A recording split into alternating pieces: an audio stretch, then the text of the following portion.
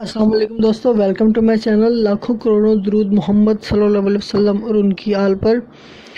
दोस्तों, मैं आज आपको बताने जा रहा हूँ कि कैटालिटिक कन्वर्टर है, इसे किस तरह साफ़ किया जाता है जो गाड़ियों में बहुत सारी प्रॉब्लम का बायस बनता है। तो दोस्तों, ये है कैटालिटिक कन्वर्टर। मुख्तलिफ़ गाड़ियों में ये मुख्तलिफ़ जगह पे लगा होता है।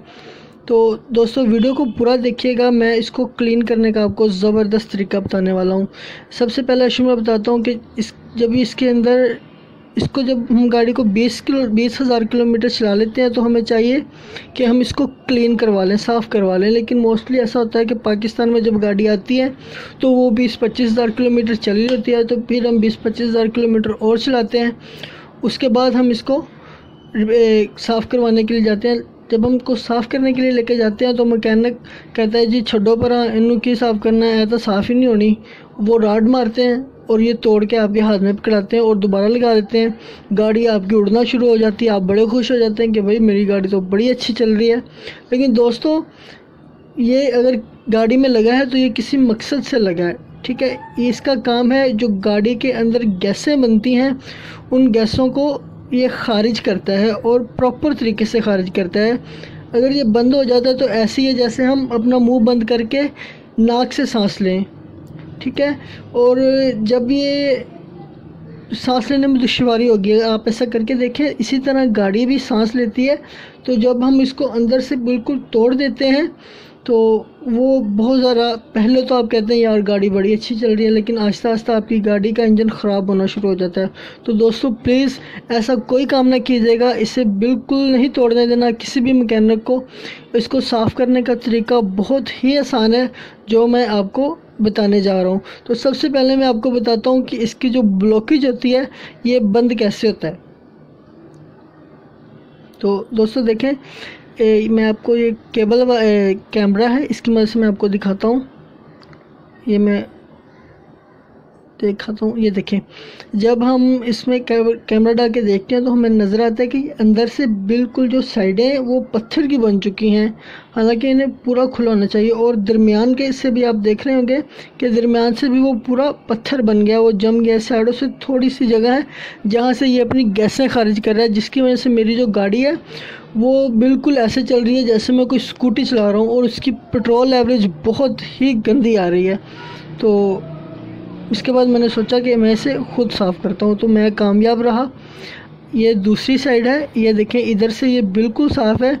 असल में इसे आगे वाली साइड से भी इसी तरह साफ़ होना चाहिए, लेकिन क्योंकि ये गाड़ी बहुत ज़्यादा चल चुकी है तो उसकी वजह से ये बिल्कुल ख़राब हो गया। जब मैं मैकेनिक के पास ले गया, उन्होंने कहा ये ऊपर नो बना, तो जान छुड़ाओ। मैंने कहा नहीं, ऐसे नहीं होता, इसका कोई मकसद है। तो सबसे पहले जब आप इसे लेके आए तो अपने घर में आप इसे अच्छी तरह पानी से पहले साफ़ करें,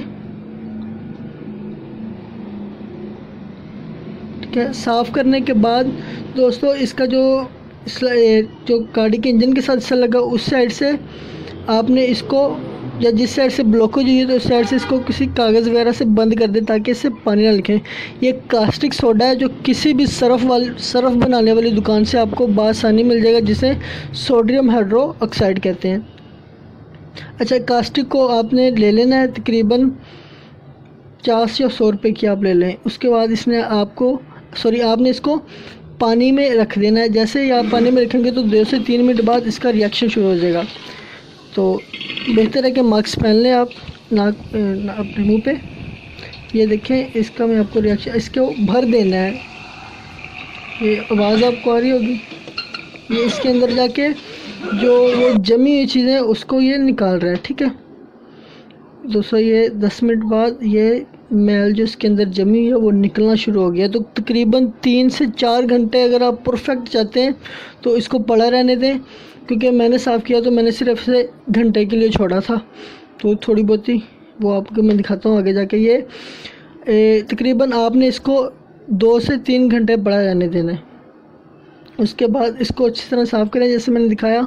उसके बाद आप किसी भी सर्विस स्टेशन पे चल जाएं, वहाँ पे पानी का प्रेशर बड़ा ज़्यादा होता है, उसकी मदद से आप इसको साफ़ करें। ये देखें आगे पानी कैसे पंप से निकल रहा है, जैसे वो बिल्कुल जालियाँ साफ़ हो गई हैं आपको।